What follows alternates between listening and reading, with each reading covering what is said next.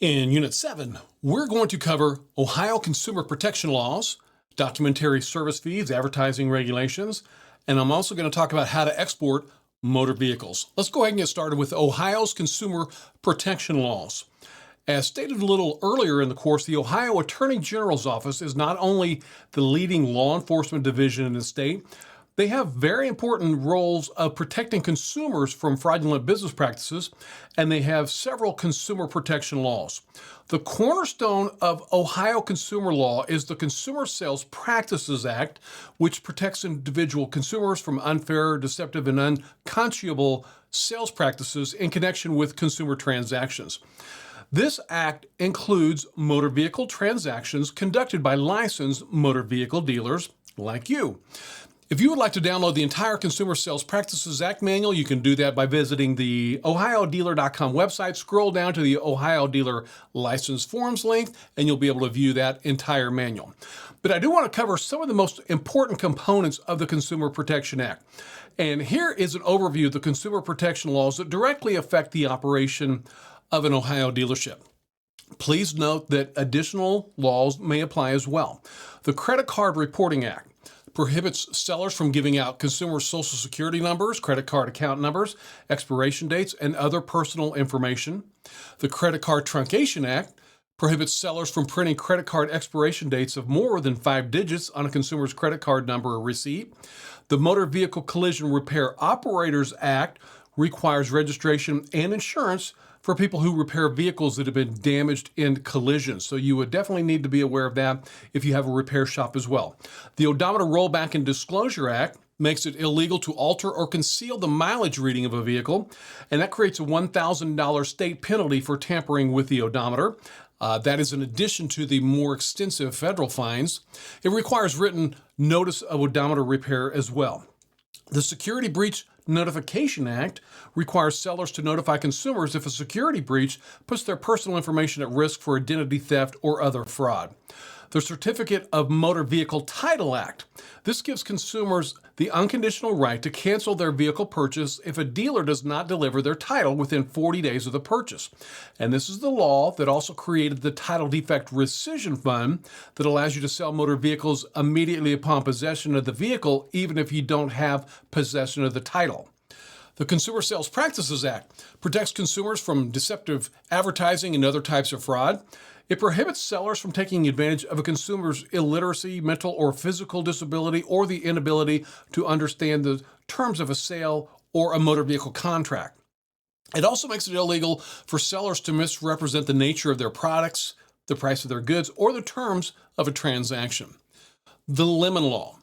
The Lemon Law requires manufacturers to notify buyers of their right to compensation if a vehicle is defective. It also requires automobile manufacturers to repair or replace lemon vehicles within a reasonable period of time. The Telemarketing Act allows the Ohio Attorney General to enforce federal telemarketing laws. Next, we're going to cover document fees, or what the state officially refers to as a documentary service fee. Now, I'm sure you're aware of this, but you will normally be making the majority of your profit on the sale of a vehicle in the markup. So, for example, when you purchase a vehicle at a dealer auction, then you mark the price of the vehicle up and sell it on your lot. That's the markup. So usually the majority of your profits will be on the markup of the vehicle, but you can also make additional profits on documentary service fees. And you're probably aware now that you do have a lot of documents to complete on every motor vehicle that you sell. Well, the Ohio Revised Code 4517.261 permits a motor vehicle dealer to charge a documentary service fee for a retail or wholesale or lease of a motor vehicle. So the state does allow you to charge your customer a fee for completing all the paperwork on a motor vehicle transaction, which is called a documentary service fee. But before you charge any documentary service fee, you need to be aware of the strict guidelines that you must follow before charging a documentary service fee. First of all, the documentary service fee must be specified in writing. Although I do want you to know that an itemization of all individual services provided is not required. So you can either charge a maximum fee set by the Bureau of Motor Vehicles that is tied directly to the Consumer Price Index, or 10% of the vehicle price, whichever is less. I want to repeat that. You can either charge the maximum fee set by the Bureau of Motor Vehicles that is set every year and tied directly to the Consumer Price Index, or 10% of the vehicle price, whichever is lower. And I also want you to be aware you will include the document fee in the total taxable amount of the vehicle, like I showed you a little while ago when we were using the Ohio Tax Finder. Let's go ahead and talk about the maximum documentary fee. So let's just say that the maximum documentary fee for 1 year is $249. So you can either charge the maximum rate allowed by the BMV or 10% of the vehicle's price, whichever is less. So on a $10,000 vehicle, you can still charge the maximum fee. And this is not the current maximum fee. This is just an example. But let's say the maximum fee for 1 year is $249. On a $10,000 vehicle, you can charge a maximum of $249 documentary service fee. A $5,000 vehicle, you could still charge a maximum of $249. A $2,500 vehicle, you could charge a maximum of $249. Now let's drop that down a little bit. Let's say you're selling a vehicle for $2,390. Well, now 10% of the vehicle price becomes the lesser of the two, so you can only charge $239. Now, if you're selling a vehicle for $1,990, the maximum would be $199. See how that works? If you're selling a vehicle for $1,000, then you could just charge 10% of the vehicle's price, which would be $100. So you can either charge the maximum documentary fee that is set by the VMV or 10% of the vehicle's price, whichever is the lower of those two amounts. So the documentary fee is set by the BMV, and it changes normally every year as directly related to the Consumer Price Index. So the maximum fee is adjusted annually on the first day of January, and it will be published on the Ohio Bureau of Motor Vehicles website. And I want to repeat that very important information. The maximum fee usually changes every year on January 1st, unless there was no change to the Consumer Price Index. But the Consumer Price Index does typically change every year. So you want to make sure you are never charging a documentary service fee that is more than what is allowed by law. Before you decide whether or not you will charge a documentary fee, you'll either be a documentary fee charging dealer or a dealer that never charges it. I want you to be very aware of that. If you are a documentary fee charging dealer, you may never waive a document fee. So let's say, for example, that you are a document fee charging dealer and you charge one customer a document fee, then you charge the next customer a document fee. Then the third customer says they're not going to pay you the document fee and you waive the fee.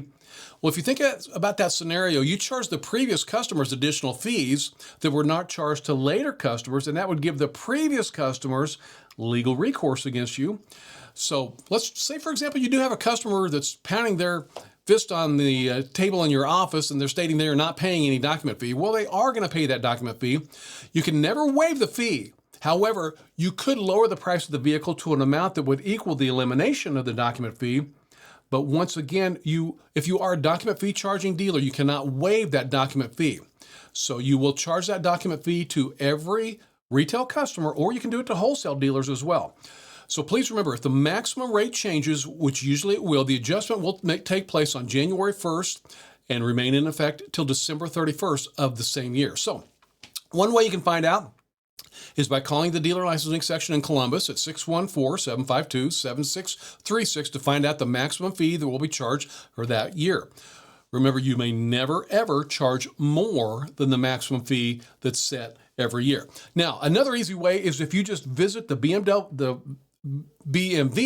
website to find the maximum fee that can be charged for that year. So you can either go to Google or whatever your favorite search engine is and just search for Ohio Documentary Service Fee, and you're going to land on the Ohio BMV Dealer Licensing Section website that shows the maximum documentary fee that is allowed for any year, and it's usually located right there at the very bottom of the screen. That'll show you the maximum documentary fee that is allowed to be charged every year. So you can't charge less than that, but you always want to just set one fee and charge that exact same fee to every customer if you are a documentary fee charging dealer. And be sure you never ever charge a documentary fee that is higher than what state law allows during that calendar year. Next, I want to cover advertising regulations. Advertising can be a very important component in the operation of your dealership. And there is a reason that every other ad on the radio and television is a dealer ad, because advertising in this industry can be a very effective way of bringing in customers. The following advertising regulations apply to you whether you are advertising in print, radio, television, display, and all forms of internet advertising, including your own dealership website. So the Ohio Attorney General's office has developed a list of what they deem deceptive advertising. If you are ever accused of deceptive advertising, that could lead to an investigation from the Attorney General's office. So that is something that you definitely want to avoid. I'm going to go right down the list here and cover deceptive advertising practices.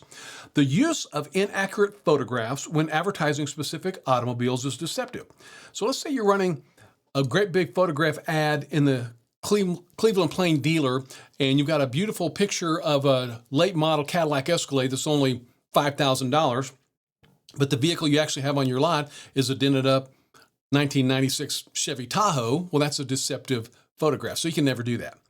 The use of any unexplained abbreviation that is confusing or not readily understood by the general public. Now, we in the industry know that WAC stands for with approved credit, but a lot of the general public may not know that. So you can never use abbreviations that are not readily understood by the general public.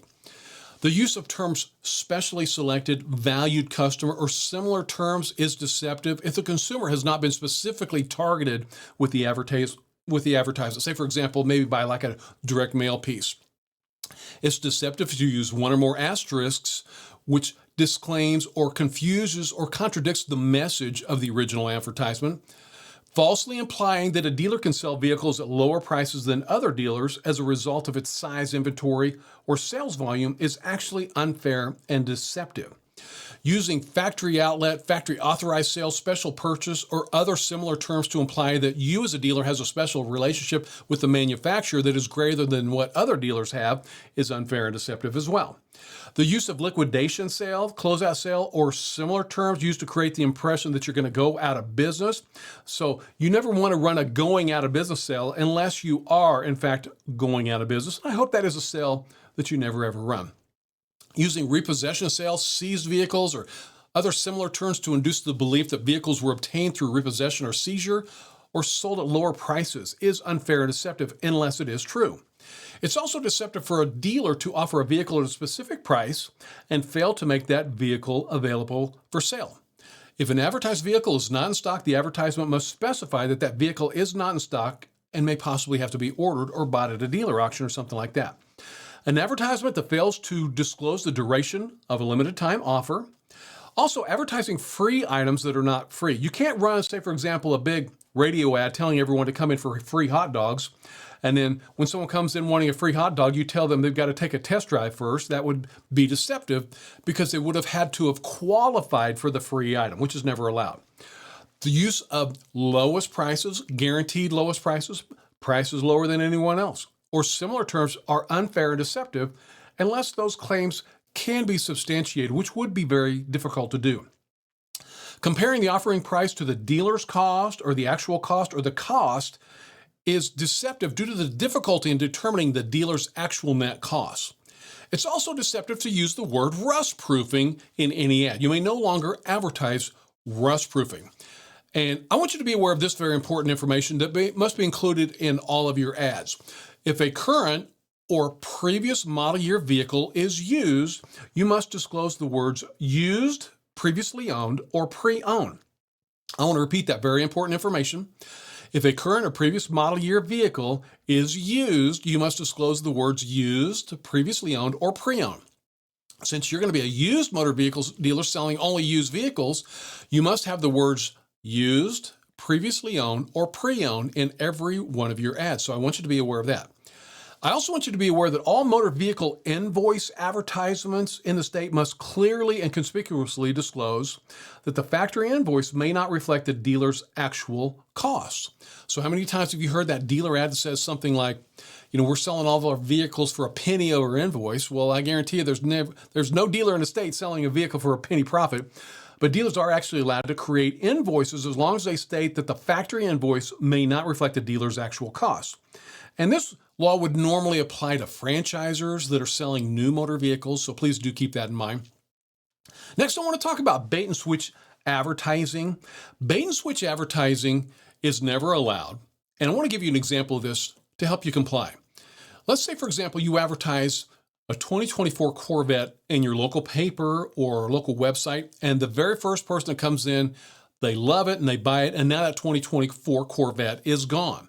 And then the next customer comes in and they're asking to see that 2024 Corvette they saw in the local advertisement.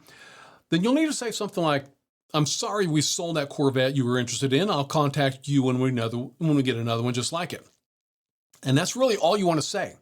You never want to say something like, "Well, hey, I'm sorry we sold that 2020 Corvette you saw on the ad, but you should come over here and take a look at this new Nissan 350Z we just got in the other day." And what you've done in that scenario is you baited the customer in with an ad, then you switched the customer to something that was not in the ad. And that's a violation of state and federal advertising law. So you can never, ever bait and switch. Now, if the customer says something like, "Oh, well, okay, I know you sold the Corvette. Is there something else you can show me?" Then you could show the customer something else because the customer initiated the switch. Remember, the customer can initiate the switch to look at something else, but remember, the dealer can never initiate the switch to a vehicle that was not in that ad. This would be a violation, as I said, of state and federal advertising law. And finally, Ohio dealers are no longer allowed to attach a tag or like a name placard to the vehicle when attaching the name involves drilling any part of the vehicle or trim of the vehicle unless the purchaser gives the dealer permission in writing. So years ago, we had dealers that would create like a metal placard with their dealer name and actually drill it into the trunk of the vehicle for permanent advertising. Well, that's no longer allowed under state law. So if you want to use adhesive to place like a dealership name on the back of the vehicle, that's allowed. But you can't drill like a metal dealer placard into the vehicle trunk unless the customer has given you written permission in advance. Exports. Let's cover exports. I know that you might be starting that dealership on that corner lot of that busy intersection or along that highway, and you're going to wait for customers to drive by and visit your lot and hopefully purchase vehicles for you. And that corner lot or that lot on the highway is the foundation of this industry. However, with that being said, the world is your market. And there's always some area on this planet that has some type of motor vehicle shortage, and you can legally export your vehicles to other countries to meet this demand. Now, if you ever do export a vehicle to another country, the state requires you submit Ohio vehicle export application like you see right here. So in this scenario, you would mail the original title to Columbus so they can deactivate the title. Then they're going to send you a certified copy of that title that you would send to the customer that lives in the other country. I want you to be aware that failure to provide this document to the state when exporting a vehicle can lead to a $2,500 fine. So you want to make sure you're in compliance with this requirement when you're exporting vehicles to other countries. All right. In Unit 7, we have learned that Ohio has several consumer protection laws, that you can charge documentary service fees for the preparation of documents. Ohio has strict advertising guidelines. Deceptive advertising is never allowed. Bait and switch advertising is never allowed. The Ohio Attorney General's Office investigates deceptive advertising. The advertising of rust proofing is not allowed. Dealers may not drill holes in vehicles for their name placard. And exported vehicles must be reported to the BMV with your original title mailed to the Columbus, and then they will deactivate that title and mail you a certified copy for you to send to your customer in another country. Here you see, once again, you can view this unit or any other units at ohiodealer.com. Once again, that is ohiodealer.com, and click on the videos link to review this or any other videos in your dealer training course at any time.